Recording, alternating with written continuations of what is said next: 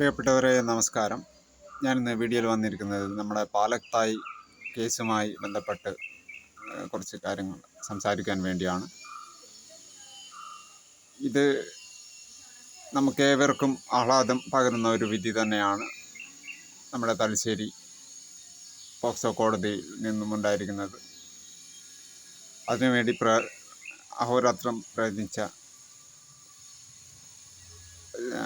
എല്ലാ വക്കീലന്മാർ, മറ്റ് സാമൂഹ്യ രാഷ്ട്രീയ സംഘടനയിൽപ്പെട്ട എല്ലാവർക്കും ഞാൻ എൻ്റെ ഹൃദ്യമായ അഭിവാദ്യങ്ങൾ അർപ്പിക്കുകയാണ്. കാരണം ഈ പ്രതി, ഈ പപ്പൻ എന്ന് പറയുന്ന കൊടും ക്രിമിനൽ, ബോൺ ക്രിമിനൽ, BJPയുടെ പ്രാദേശിക നേതാവ് കൂടിയാണ്. അതുകൊണ്ട് തന്നെ എല്ലാ തരത്തിലുമുള്ള കളികളും അവർ ഈ കേസിൽ നിന്ന് ഒഴിവാകാൻ വേണ്ടി അവർ കളിച്ചിട്ടുണ്ട്. ഇവനെങ്ങനെ ഒരു അധ്യാപകനായി എന്നത് ആണ് ഞാൻ ഇപ്പം ആലോചിച്ചുകൊണ്ടിരിക്കുന്നത്. ഭാരതീയ സംസ്കാരം എന്ന് പറഞ്ഞ് നമ്മൾ മാതാപിതാ ഗുരു ദൈവം എന്നതാണ് നമ്മളേവരും പഠിപ്പിക്കുന്നത്. ഭാരതീയ സംസ്കാരം എന്ന് പറഞ്ഞ് നായികക്ക് 40 വട്ടം ഊറ്റം കൊള്ളുന്ന വെട്ടകൾ എന്ത് സംസ്കാരമാണ്?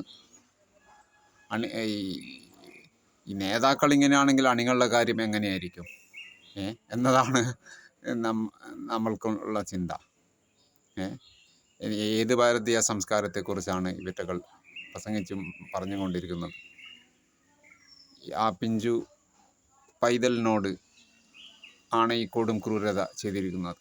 ഇത് അങ്ങേയറ്റം പ്രതിഷേധാർഹമാണ്,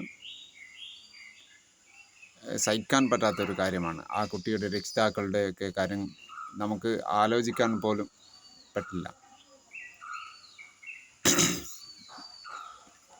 ഈ കേസിലും ഇത്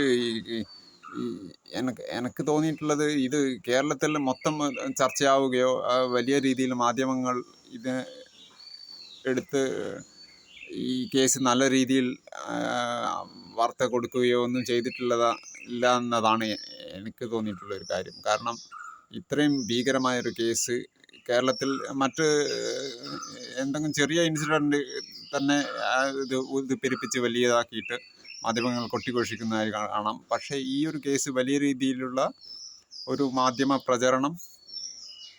അറ്റൻഷൻ കിട്ടിയിട്ടില്ല എന്നതാണ് എനിക്ക് തോന്നിയിട്ടുള്ളത്. അത് ഈ സംഘപരിവാറിൽപ്പെട്ട ഒരുത്തനായത് കൊണ്ട് തന്നെ ആയിരിക്കാം.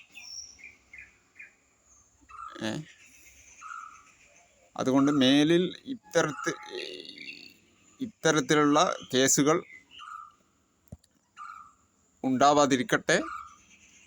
ഇത്തരത്തിലുള്ള കൊടും പൈശാചിക കൃത്യങ്ങൾ ചെയ്യുന്നവർക്കുള്ള ഏറ്റവും നല്ല മുന്നറിയിപ്പ് തന്നെയാണ് നമ്മുടെ കോടതിയിൽ നിന്നും വന്നിരിക്കുന്നത്.